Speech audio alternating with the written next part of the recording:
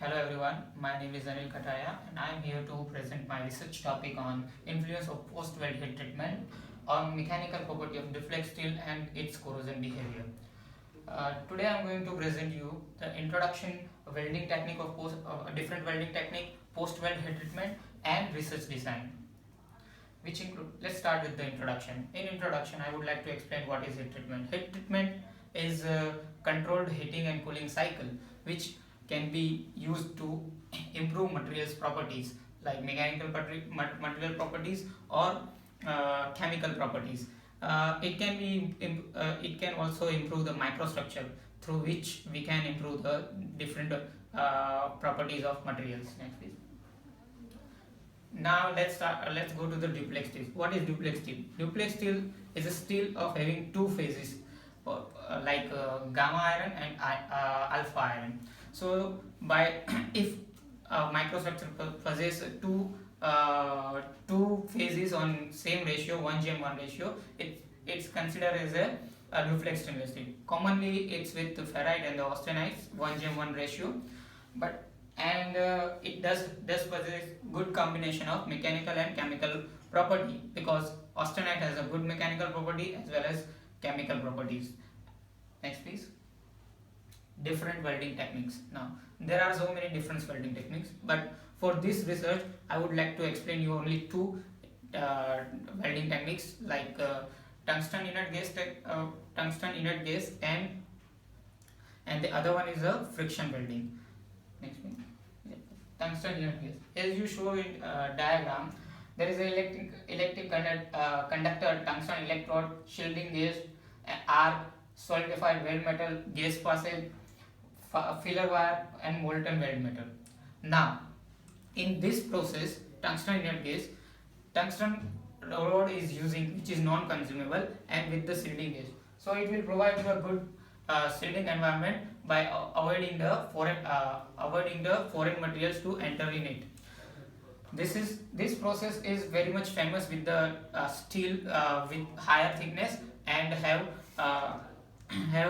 very critical applications like power plant, chemical plants, or petrochemical plants, chemical plants, etc. Now the other method is, I would like to explain, is the friction welding method. Now in friction welding method, what happens? One part of the, there is a two part which going to be welded. In one part is steel, and another one is keep moving.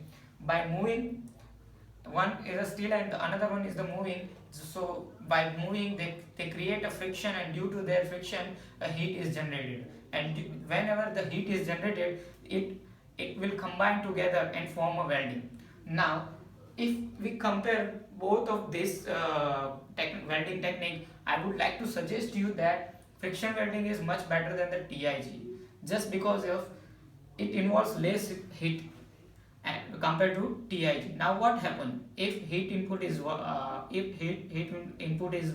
very much on higher side?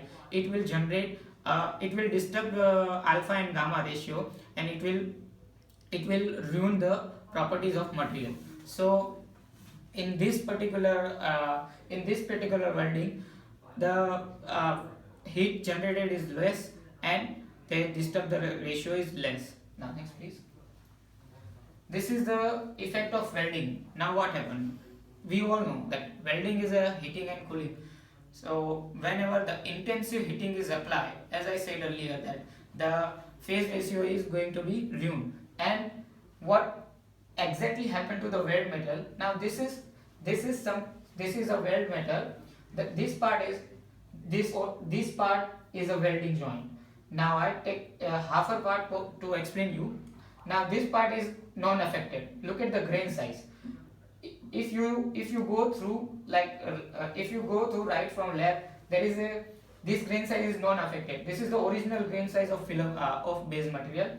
Now this is the final grain size. Why it is final? Because it is HAZ, and it is cooling from austenite region. That's why its cooling rate is very much fast, and it has a very fine grain size. Now in this zone, if you if you look closer, it will show you that the grain size is in between this and this, so it will have a good property. But the real problem with HAZ is it's create a martensite. So martensite is a very brittle phase which can be which can which can be ruin your materials. Next please. Now this is the real picture what actually happened. As you go through this is the grain size, this is the unaffected materials, and this is the start of HAZ. In start of HAZ there is a very small grain is there.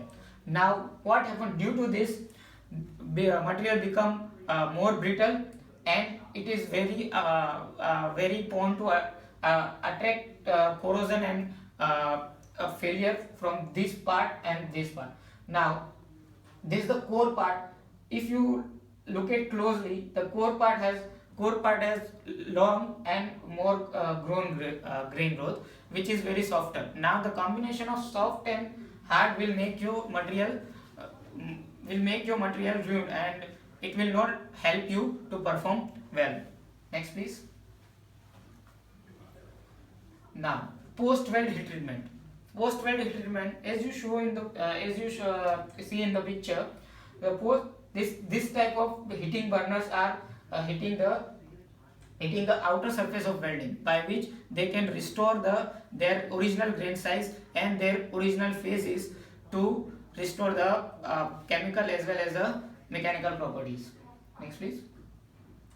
Now my design. In my design, I have done this. I combined the two methods.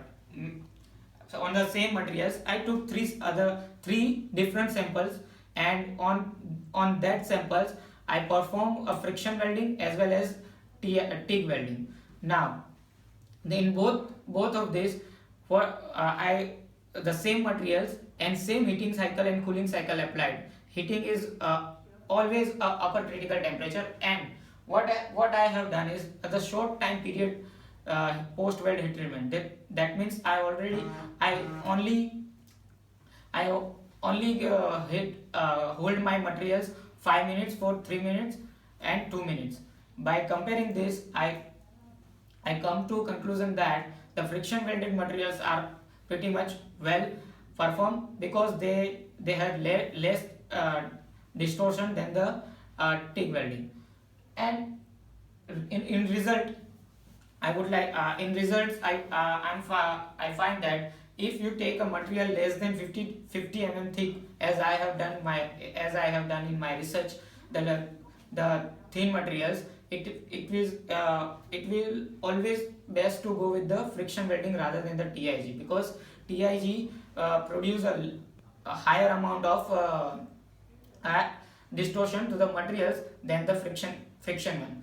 So friction welding is, according to me, if the material is less than 15 mm, and if it is favorable with the friction welding, then we should apply the friction welding rather than the TIG welding. Next. Strength of my design. It provides you better result. Why? Because it's the comparison between TIG and friction. So if you have a thin material, I would like to recommend you to go with the friction welding. Thank you, and it is all from my side, and if you have any query, please send on me. This is my Gmail address, and you can send your queries to me. I will definitely answer you.